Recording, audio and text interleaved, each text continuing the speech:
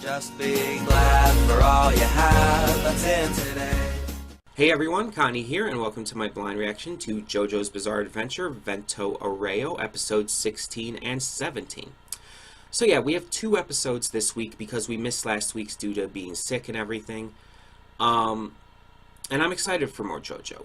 Last we left off, we had our heroes hiding in the turtle, while Bruno was, at the moment, fighting against Prosciutto and his Grateful Dead.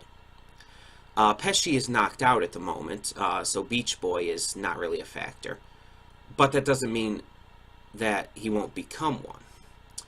So, at the moment, Bruno has unzipped the train itself and is trying to pull Prosciutto out of it, which will in turn basically be self-sacrifice in order to deactivate the Grateful Dead and its ability from everyone on the train. His viewpoint in this is that all that matters is the mission. That he has to remain loyal and get Trish to safety, to where she needs to go. That is what matters, and he's willing to sacrifice his life to do it. And that's admirable. I really enjoy that about his character. But it kind of ends on that big old cliffhanger. Kind of ends like right as they're about to fall out. Mista's just completely out of it, having been destroyed by Prosciutto and everything, and his and Grateful Dead. Everyone else is in the turtle at the moment, and it's just like it's a tough spot to end on. It is a really tough spot to end on. But we'll see where it goes. I don't know if we're going to have another opening or not, a new opening yet. I haven't heard anything about a new opening starting yet, but you never know. If it did, it would, I would say probably would be after episode 16. Because I would think they, at this point, would want to have it afterwards, after this story with Prosciutto and Pesci, and I don't think it's going to last another episode after that. But someone at one point said in these in the comments of these redirects and all, one of you have said that there's some big thing happening soon, and they might change it for that, change the opening for that. At this point, I'm just worried because it's been it's around the right time to change the opening. And if they wait too long, either what they're going to do is there's only going to be 2 openings instead of 3, which, I mean, is fine, all well and good, or they're going to have to, the last opening's just not going to cover a lot of episodes at all, which would be kind of disappointing. But we'll have to see. We'll have to see where it goes. The opening's not the big deal here. I'm really enjoying this, and I can't wait to see where we go next with this battle, and just in general. So thank you all so much for tuning in, and we're going to get started. When the screen fades to black, pause this redirect and go to the description below. Follow the link to the reaction, and after you watch it, come back here to the redirect and resume play. Because after it fades to black and then fades back in, everything from that point forward will be my afterthoughts, and will contain spoilers to the episode. And just real quick before we go as well, the reason I'm filming this in my room is simply because I was going to film this yesterday, Friday, but yeah, if you watch my Wandering Sun review or reaction, and especially my afterthoughts, I kind of became a wreck. And I was just, at that point, at that time, when I had finished recording that, I was not in a spot to be able to record anything else. So it's Saturday morning as I'm recording this, and just to be courteous to the others in the house, I'm recording here in my room. I'll probably have to record Mob Psycho and High Score Girl here too. Which, I mean, I could do. Either way. I'll see you, yeah. Now I've gotten all mixed up. I'll see you at the reaction. And we are back, and we'll begin with spoilers in 3, 2, 1, now. Okay, so, we had 2 real parts to this episode. The first, I'd say maybe third of the episode, focused on finally taking out Prosciutto and Pesci. And Pesci suddenly became really strong and confident and everything, kind of out of nowhere. It almost felt a little jarring. Because he did a complete 180 of personality. And it just feels like it kind of came out of nowhere. He felt like an entirely different character in the end. It's almost a little ridiculous.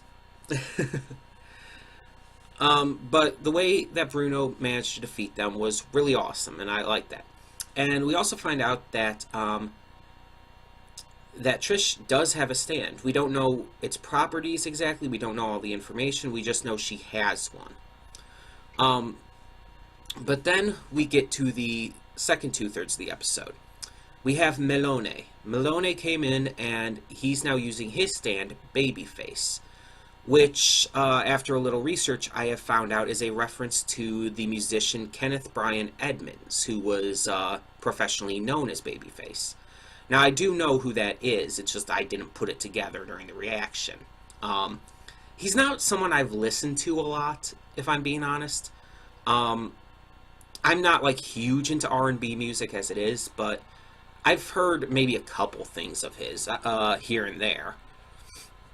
But I more know him just as someone who exists. But Melone uses Babyface, which is a non-sentient stand. It is a computer, in the same way that Pesci had Beach Boy, which was a fishing rod. This computer, however, if given DNA and certain information, is able to create a secondary remote stand, which I guess is just called Babyface's child or something. I don't know. I'm just going to call it that for now. Babyface's child is this kind of imp-like remote stand that has the ability to take things apart and rebuild them into something else, which includes being able to take people apart and, like, rebuild them, let's say, into a cabinet or whatnot. And he takes them apart by removing cubes of their being. In a person's case, flesh, cubes of their flesh and body. And it seems like a pretty powerful stand because it can just disassemble itself if it's being attacked. But as we saw, it can be tricked because it's very childlike. It's learning. It's basically, it has a lot of similarities to a real person. It's born, but then it has to learn everything. It starts learning from its quote-unquote mother, and then it has to get more information, which, as we know, Melone gave to it. But it's still very naive, easily tricked, easily fooled. But the battle's not over yet. And maybe this means that Babyface's child can grow again? That would be interesting. We might not have even seen the full scope of its powers yet, for all we know. I'm very interested to see how this goes. Especially with it being a remote stand. Melone really isn't there. Does Melone feel the effects of damage that the remote stand feels? I would think not, because I don't think remote stands work that way in general. In fact, I think it's actually been said that remote stands, that the users won't feel the effects, because I think that was the deal with Pulpo earlier. And in the past with, mind is blanking on the name.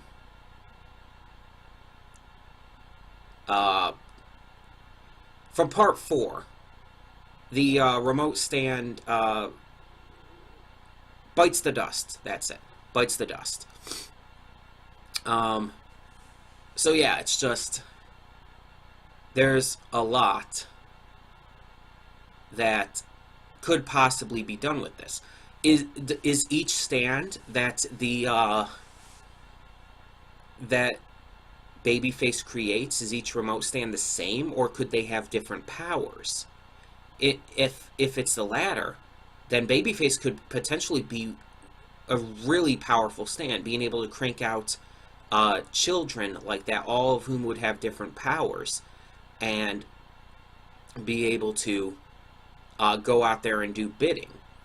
But then again, we don't also know if Babyface can create more than one stand at a time. There's a lot of questions that this raises, and I'm wondering if we're going to get those answers.